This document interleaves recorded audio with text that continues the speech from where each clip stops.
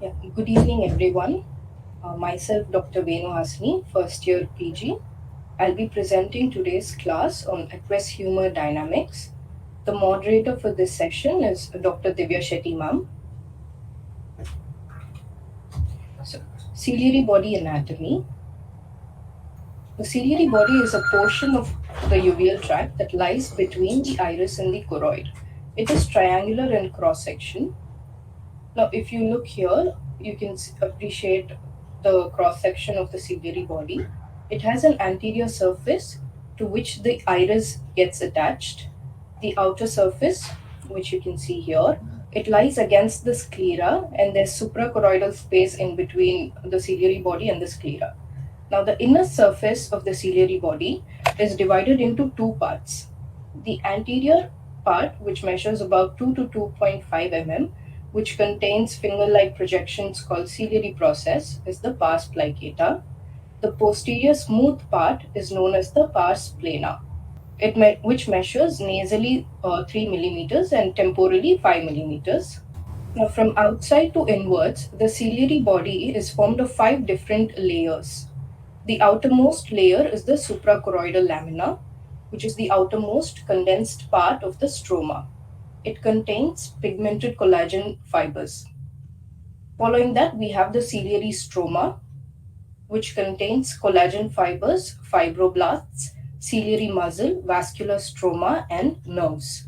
We'll be looking into the detailed anatomy of ciliary muscle in a short while. Now, following the ciliary stroma, you have a layer of pigmented epithelium, followed by a layer of non-pigmented epithelium, and an internal limiting membrane. Yeah, so the ciliary muscle, it is actually a non-striated muscle. And if you look at this image here, you'll know that it has three different types of fibers. You have the longitudinal fibers, and then the circular fibers, and then the radial fibers. So the longitudinal fibers are also called as meridional fibers. They take origin from the scleral spur and get inserted into the suprachoroidal lamina. Now, the importance of the longitudinal fibers is this, that they're since they're attached, they take origin from the scleral spur, their contraction causes opening of the trabecular meshwork. Now, we'll be reading about this in detail in the further slides. The circular fiber. And Venuhasini, Yes, any other clinical importance or drugs which act on these longitudinal muscle fibers? pilocarpine, Yes. which is a meiotic, it acts on the M3 receptors, Yeah. which causes contraction of the longitudinal fibers, which increases the trabecular outflow. Yeah, it causes contraction of the trabecular meshwork, opening up the Schlemm's canal, and increasing outflow facility. In it, that's how it acts in primary open-angle glaucoma patients. Yes, ma'am. Yeah. Yeah. Continue. Yes, ma'am. The circular fibers, also known as spinstric fibers, their contraction causes relaxation of the zonules, which in turn increases the anterior curvature of the lens, thus aiding in the accommodation.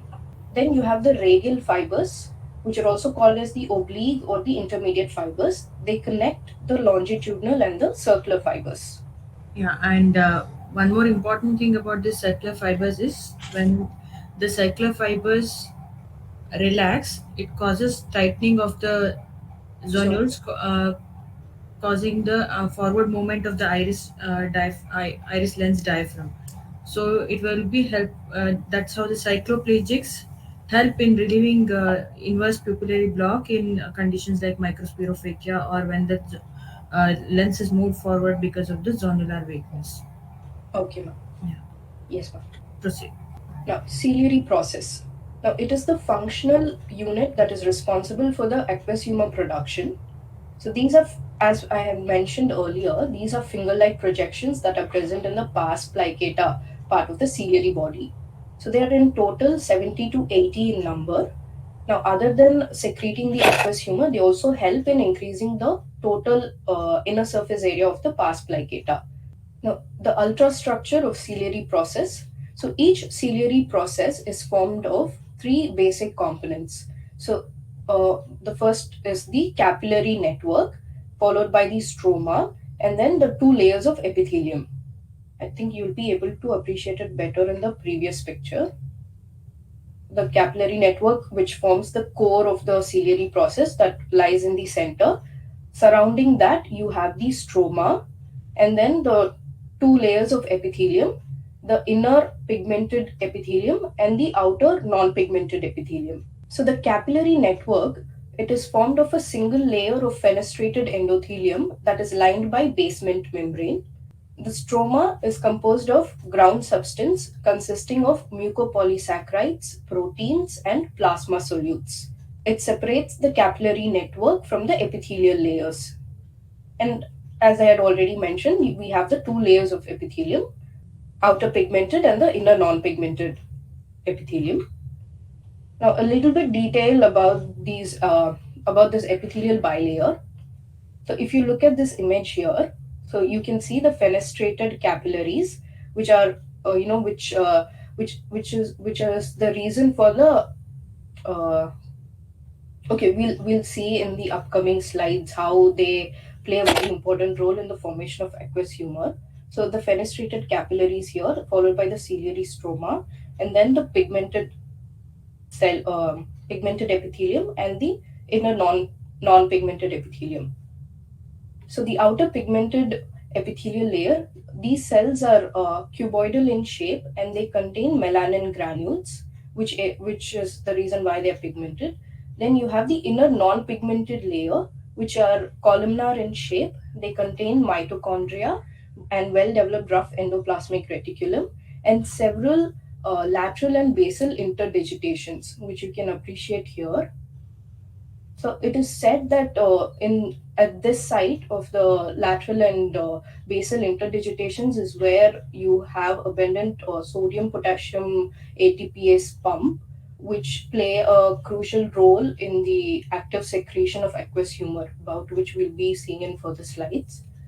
Now, one more thing you can notice here is how these two cell layers are arranged such that their apical membranes are in opposition to each other.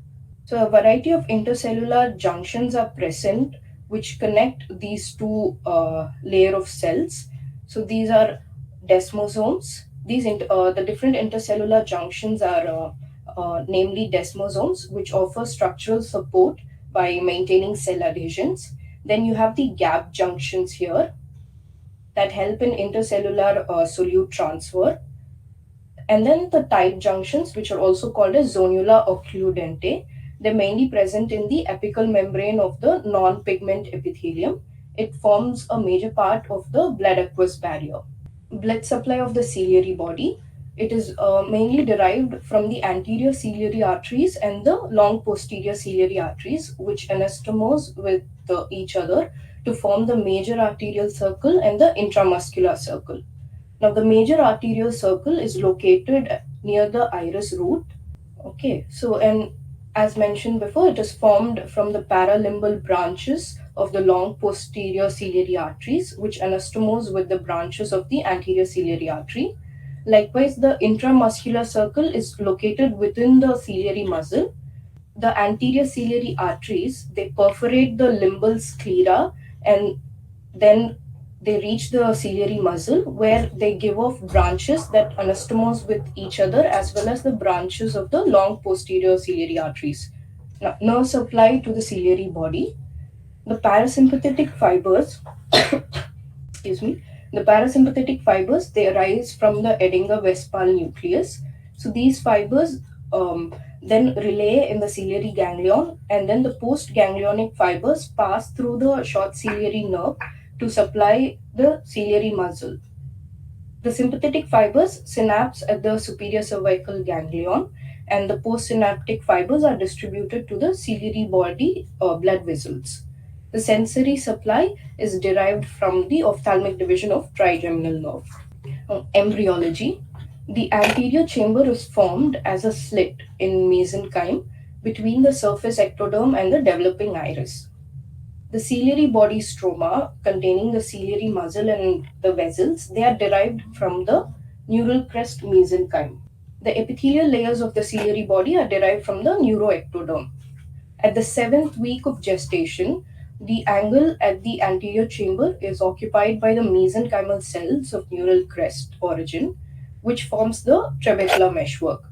And by the third month of gestational age, the angle recess deepens and forms the iridocorneal angle. In the final weeks of gestation, the trabecular meshwork undergoes fenestrations and thus it communicates with the anterior chamber. Now, the applied anatomy of whatever we have seen so far.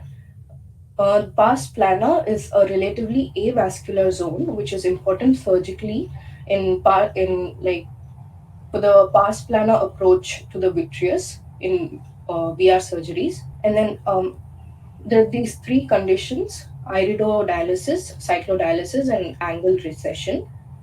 Iridodialysis is the separation of iris from its attachment to the ciliary body. You can appreciate it in this image C here. The iris is detached.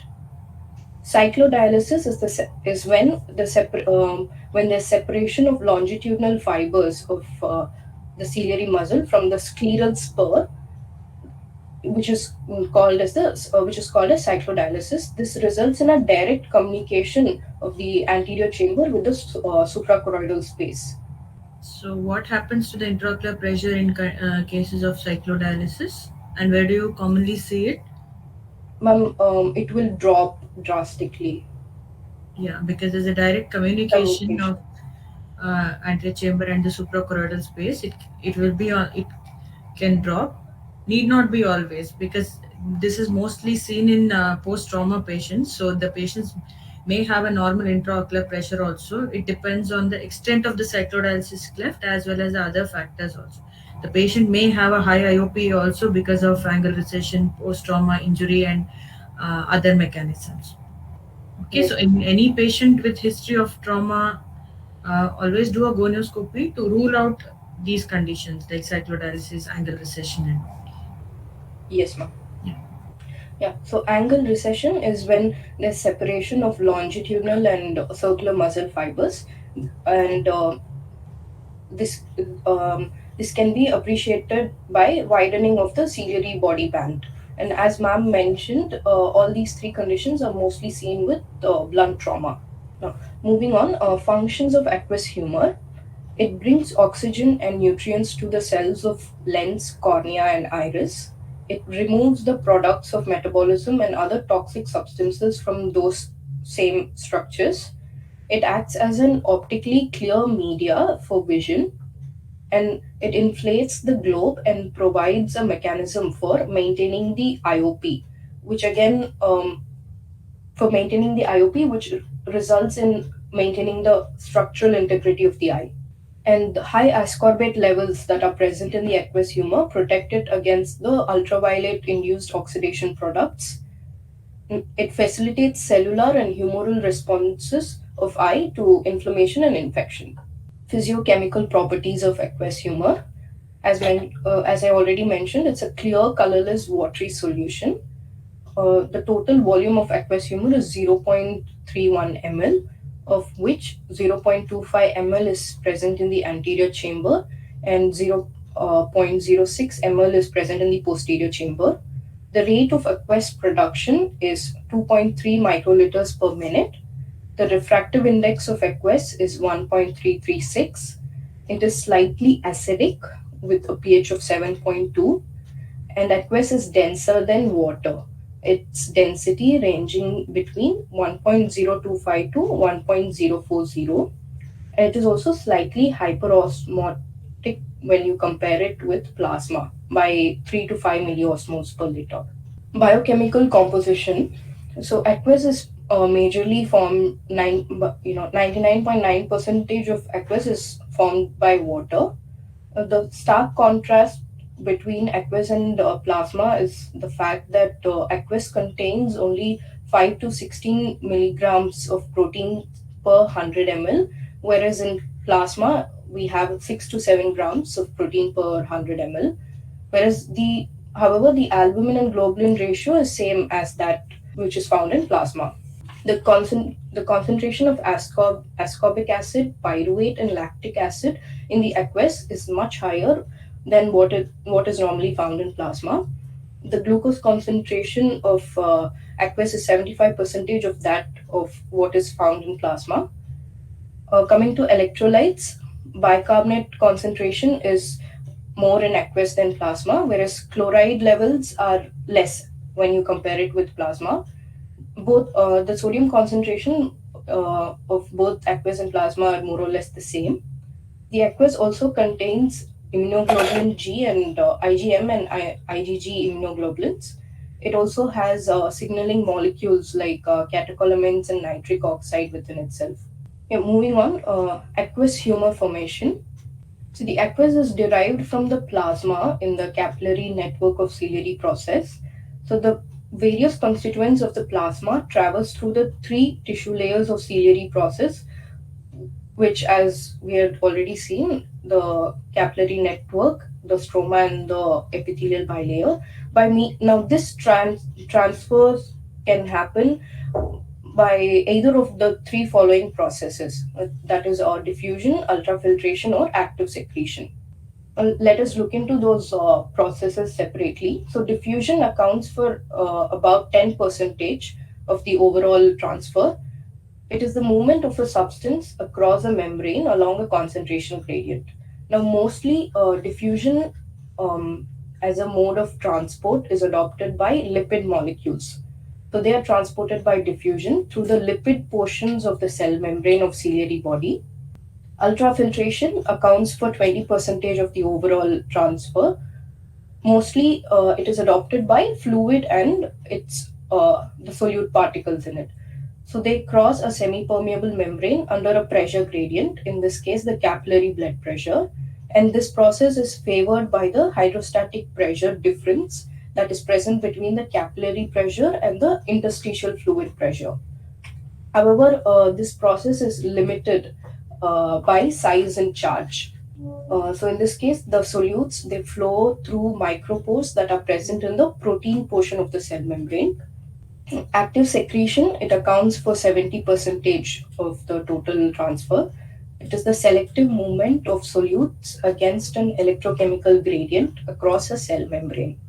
So the example of electrolytes that traverse through active secretion are sodium, potassium, chloride, ascorbate, amino acids, and bicarbonate. So, as the name indicates, it's an energy dependent process which requires ATP hydrolysis. The advantage of this active secretion is that even substances of large sizes and greater charge can traverse the ciliary process. It is and This active secretion it is mediated through the various transporters that are present in the cell membranes. Now, steps of aqueous formation are formation of a stromal pool, and then active transport of the stromal filtrates, followed by passive transport across the non-pigmented ciliary epithelium. So the first one is the formation of stromal pool. Ultrafiltration of plasma through the fenestrated. Now, the stromal pool is formed by the ultrafiltration of plasma through the fenestrated endothelium of the capillaries. The colloids that leak through the endothelium reach the stroma by ultrafiltration, and this favors the move. And after this process, once the colloids reach the stroma, it also favors the movement of water from plasma to stroma. So this stromal pool, it then gets accumulated behind the tight junctions of the non-pigmented epithelium. Active transport of stromal filtrates. So this is an energy dependent step, and this contributes to the major bulk of aqueous formation process.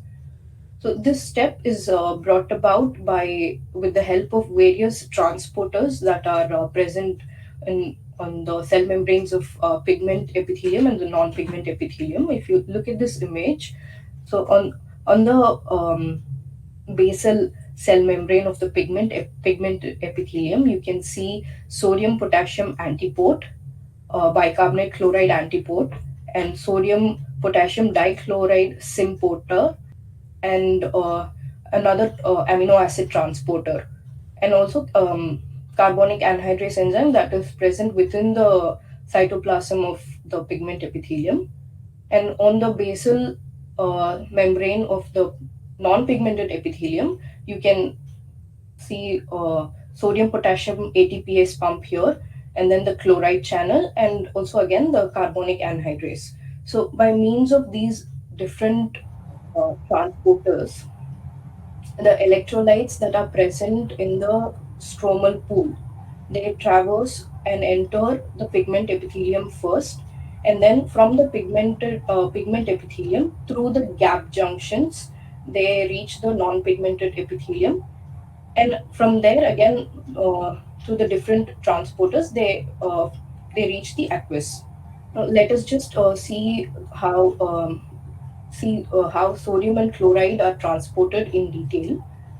So if you look at this image here, again, as I had mentioned previously, sodium and chloride both pass from the stroma to the pigment epithelium by the electroneutral transporters. And from there, again, it's the same thing. From there, through the gap junctions, they reach the pigmented epithelium, non-pigmented epithelium, sorry. And from there, the sodium gets released through the sodium potassium ATPase pump into the aqueous, whereas the chloride is released through the chloride channel that is present on the basal side of the non-pigmented epithelium. Now, the active transport of sodium is the primary driving force for the entire aqueous formation, because once the sodium gets transferred and once it reaches the aqueous, to maintain the electron neutrality, the anions follow the actively secreted sodium. So the chloride passes through chloride channel in the basal membrane, and then it reaches the aqueous, and simultaneously all the electrolytes also follow. So the various other electrolytes that are transported through active secretion are bicarbonate, carbonic anhydrase type 2 isoenzyme C, which is present in the cell membrane and cytoplasm of pigmented epithelium and non-pigmented epithelium, mediates this transport of bicarbonate. So this is how the carbonic anhydrase catalyzes this reaction and how the bicarbonate is formed. Now, ascorbic acid is secreted against a large concentration, roughly about 15 times more than what it is in plasma. And this transfer occurs through sodium dependent vitamin C transporter 2. So, similarly, potassium phosphate and amino acids also get actively transported to the aqueous. Following the active transport, we have the passive transport across the non-pigmented epithelium. So, the active transport of substances across the non-pigmented epithelium results in an osmotic and electrical gradient. And to maintain balance of this osmotic and electrical forces, water and other small proteins move into posterior chamber by means of ultrafiltration and diffusion process. So the Active most important thing here to remember is that active secretion is the most important step in the formation of aqueous humor. So any drug or systemic condition affecting these transporters will have a direct effect on the intraocular pressure by means of aqueous humor production. Okay, I think you're dealing with the systemic conditions later. You proceed. Yes. Yeah. Factors affecting aqueous formation, diurnal variation. So aqueous is produced maximum in mid-morning and it decreases as the day progresses to become minimum in late evening or early morning. Now, this is due to the physiological change in the level of circulating epinephrine that is made available to the ciliary epithelia. Age-wise, there's a decrease at the rate of aqueous production of 2.4% to 3.25% per decade after 10 years of age. And it is similar both in males and females. Now, systemic conditions that decrease aqueous humor formation are hypothermia and acidosis. Local conditions that decrease aqueous humor formation: uveitis, especially iridocyclitis, retinal detachment, choroidal detachment, cyclodestructive procedure, and cyclodialysis. Pharmacological agents which increase aqueous humor production are beta agonists, which decreases aqueous production are beta blockers, alpha 2 agonists, and carbonic anhydrase inhibitors.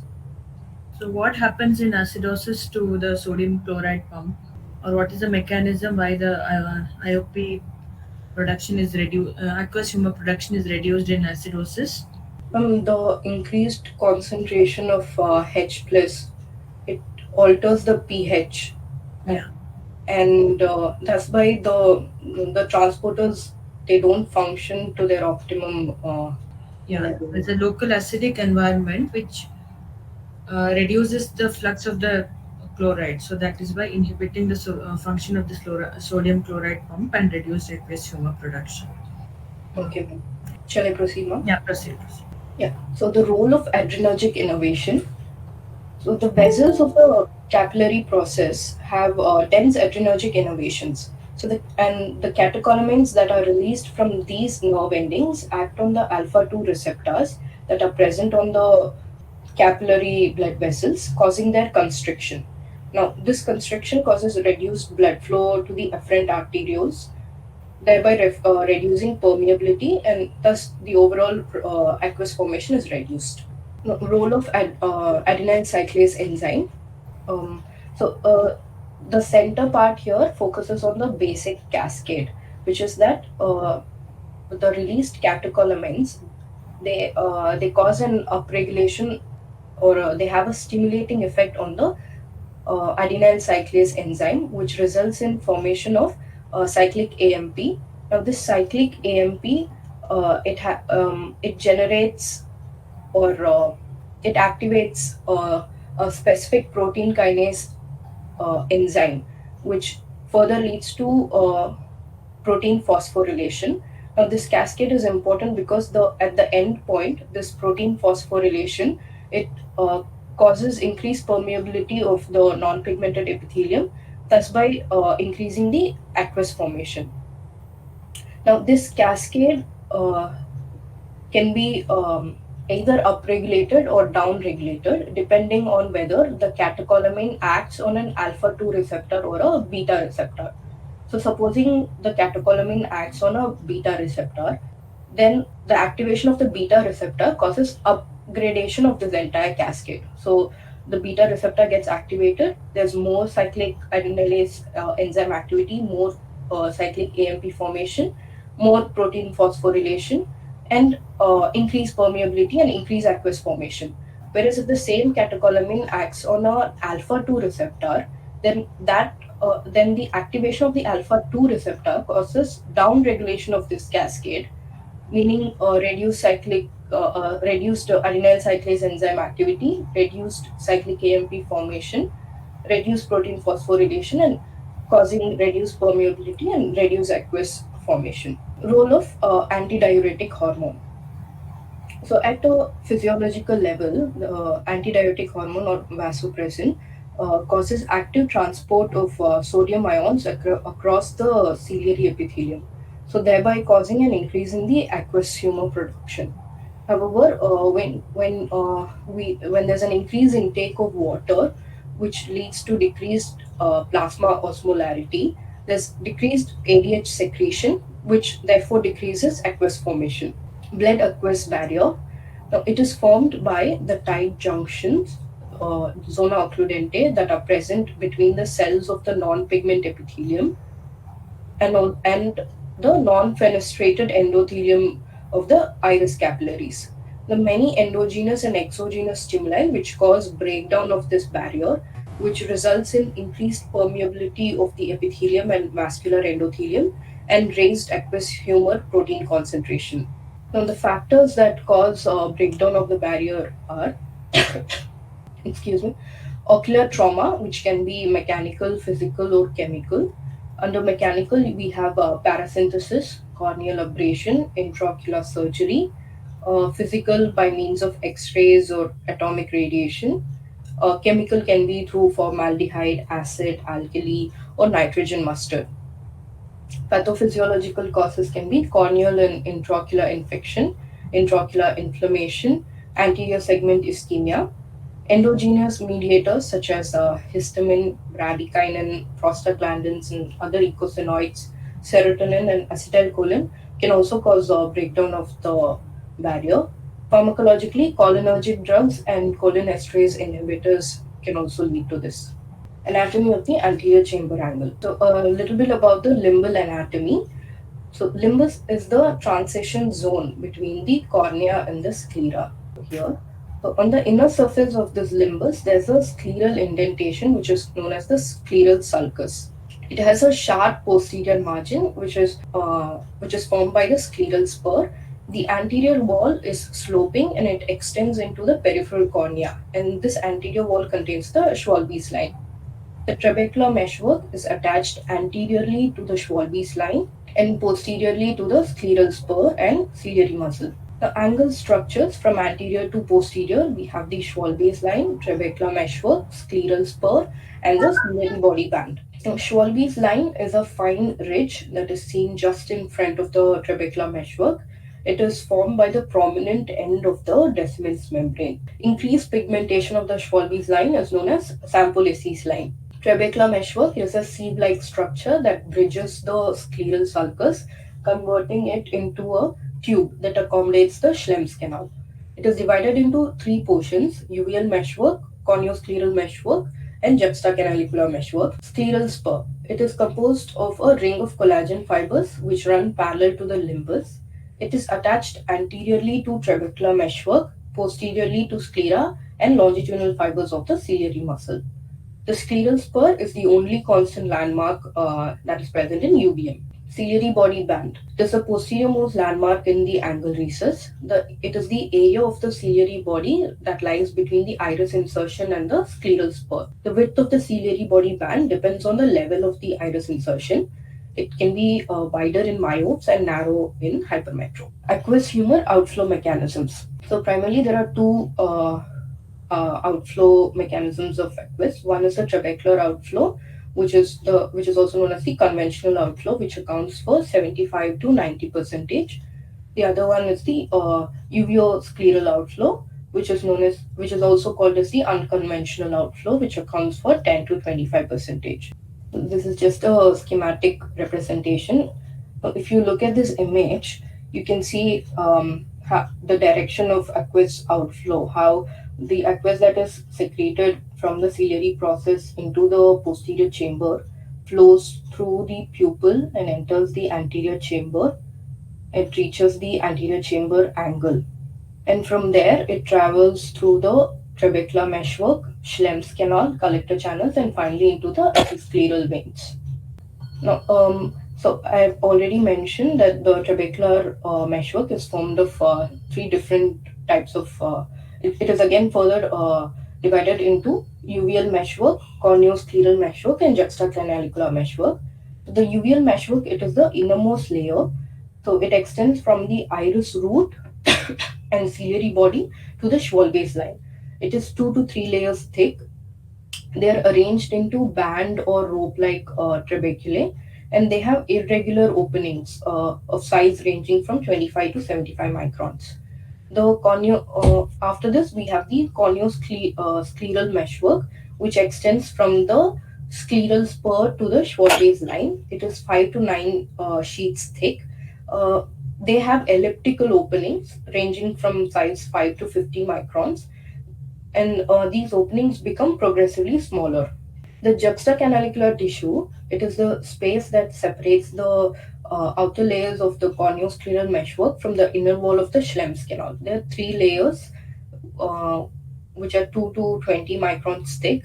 The central connective tissue lined by the endothelial cell layer, it contains a central connective tissue which is lined by the endothelial cell layer on either side. So it contains extracellular matrix, juxtacanalicular cells, and elastic-like fibers. So the juxtacanalicular cell cytoplasmic processes attach themselves to the processes that arise from the Schlemm's canal inner wall endothelium on one side, and to the cytoplasmic processes that arise from the endothelium of the trabecular lamellae. So you can see that here in this picture. So these are the cytoplasmic processes of the juxtacanalicular cell, which are attached on one side to the processes that come from the endothelium cell of the Schlemm's canal, and on one side to the processes of the trabecular lamellae cells. So this juxtacanalicular tissue, it offers the most resistance to the aqueous outflow. So after the trabecular meshwork, aqueous flows into the Schlemm's canal. So Schlemm's canal is an endothelial lined oval channel that is embedded within the scleral sulcus. So the endothelial cells of its inner wall are irregular, spindle shaped, and contain giant vacuoles, whereas the endothelial cells which line the outer wall are smooth and flat morphologically. The two mechanisms by which the aqueous flows into the Schlemm's canal from the juxtacanalicular tissue are transcellular pathway and paracellular pathway.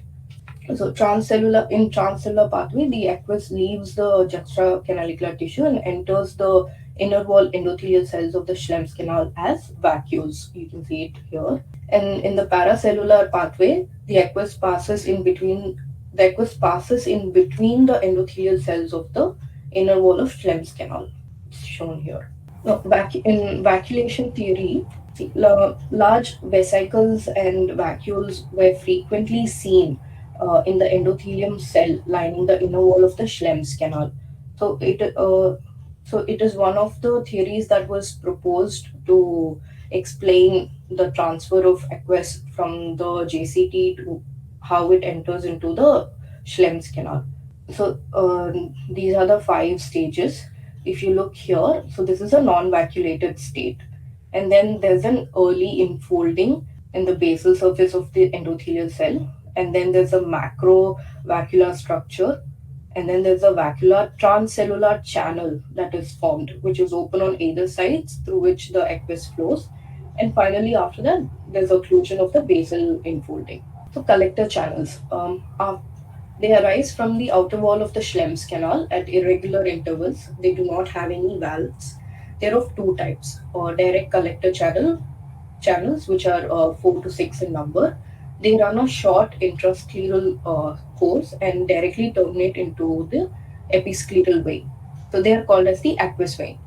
The indirect collector channels are 15 to 20 in number. These are numerous finer collector channels that drain into interconnecting venous plexuses before draining into the episcleral vein. So you have the deep intrascleral plexus, mid intrascleral plexus, and the episcleral venous plexus. Both the aqueous vein and the intrascleral plexus finally drain into the episcleral vein. Any first year? What is the So to summarize, normal epithelial venous pressure? Normal range of epithelial venous pressure? 8 to 10 millimeters of Yeah, mercury. 8 to 11 millimeter. What is the significance of this epithelial venous pressure? Its clinical implications. Any glaucoma fellow, Nidhi? The medications that we use cannot lower the intraocular pressure below the epithelial venous pressure. To lower the intraocular pressure below that, surgical intervention will be required. Yeah, and any other pathological significance? Uh, Secondary glaucomas due to raised epithelial pressure.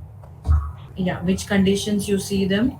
Well, fistulas and cerebral syndrome. Yeah, okay. Continue with the presentation. To summarize, trabecular outflow accounts for 75 to 90% of total aqueous drainage. It is a pressure dependent outflow. Free flow, so there's free flow up to the juxtacanalicular tissue, and at the level of juxtacanalicular tissue and the inner wall of Schlemm's canal, there's higher resistance that is provided. The resistance increases with age due to increased extracellular matrix deposition. Moving on to uveoscleral outflow, it accounts for 10 to 25 percentage of the overall outflow. It is not pressure dependent. The aqueous flows through the ciliary body and enters into the interstitial spaces of the ciliary muscle, and from there it reaches the supraciliary and suprachoroidal space, and then finally it gets one second, ma'am. And finally it gets drained by the venous circulation of ciliary body, choroid, and sclera. So finally, from the episcleral veins, the aqueous gets drained through the anterior ciliary vein, superior ophthalmic vein, finally reaching the cavernous sinus. Resistance to the trabecular outflow. Maximum resistance is offered by the endothelial layer of the inner wall of Schlemm's canal and adjacent JCT as mentioned. Elevated IOP further increases resistance by causing collapse of the Schlemm's canal. Increased extracellular matrix deposition or reduced rate of extracellular matrix turnover also adds on to this resistance. Now, glucocorticoids, they inhibit the synthesis of endogenous prostaglandins, and direct effect of this is on the extracellular matrix metabolism and cytoskeleton of the trabecular cells. Resistance to uveoscleral outflow. The resistance increases with age and usage of miotics and decreases with prostaglandins and cyclodialysis. And finally, coming to anti-glaucoma drugs, uh, they're classified into two groups, those which decrease aqueous secretion. Under that, we have beta 2 blockers, which act on beta 2 receptors, which are present on the non pigment epithelium. These are timolol, levobunolol, cartiolol, and betaxolol, and alpha agonists, which act on alpha 2 receptors that are present in the on the ciliary vessels and ciliary epithelium. These are apraclonidin and brimonidin. Carbonic anhydrase inhibitors, which inhibit carbonic anhydrase enzyme. These are acetazolamide, brinzolamide, and dorzolamide. And then you have the second group of drugs which increase aqueous outflow. So again, these are divided into two groups: drugs which increase trabecular outflow, under which we have miotics like pilocarpine, which acts on the M3 receptor, and then Rho kinase inhibitors. Example is netarsudil. And drugs which increase uveoscleral outflow are prostaglandin analogs like lantanoprost, travoprost, and bimetoprost.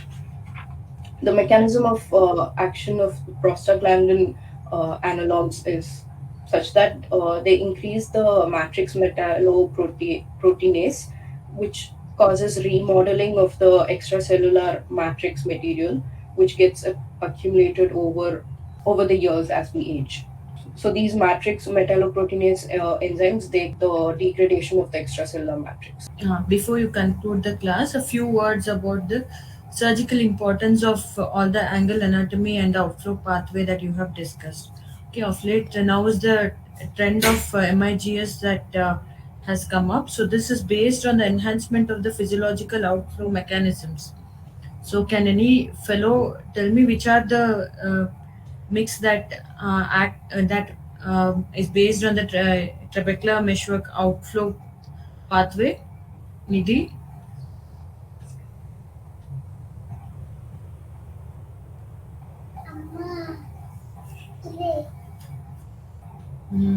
Aarti?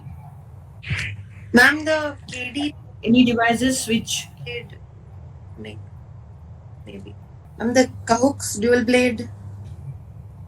yes, yeah, that Cahook's dual blade, in that Cahook's dual blade, we remove a strip of the trabecular meshwork, which helps in enhancement of the trabecular meshwork outflow. Other procedure is viscocanalostomy, where the dilatation of the Schlemm's canal is done using using the viscoelastic. And our conventional goniotomy, where de-roofing of the Schlemm's canal helps in increasing outflow. Yes, ma'am. And there are other bypass devices which can which allows aqueous to flow directly from the antechamber to the Schlemm's canal, like eye stent, and other devices which increase outflow through alternative pathways like the uveoscleral outflow, like SIPAS, which was using the suprachoroidal space, but it is withdrawn now. Yes, ma'am. Okay. Yes. And what is the disadvantage of these devices? Whether it can be used in all forms of glaucoma? Any fellows? Vedavati? Ma'am, they are usually indicated in mild to mild to moderately severe glaucomas with open angles. Yeah. And why not in advanced glaucomas? Because their efficacy of intraocular pressure reduction in trabeculectomy or glaucoma drainage devices. Most of these devices reduce intraocular pressure between 25 to 35% of the intraocular pressure, whereas trabeculectomy and glaucoma drainage devices offer much more is a reduction in intraocular pressure, helping to achieve the target IOP in severe glaucomas. Yeah. And moreover, the collector channels are already collapsed in advanced glaucomas, so it will not be useful in these conditions. Yes, ma'am. So, any other doubts or comment from seniors? Thank you, Venuhasini. Thank you, ma'am. Thank you. Thank Thank you, everyone.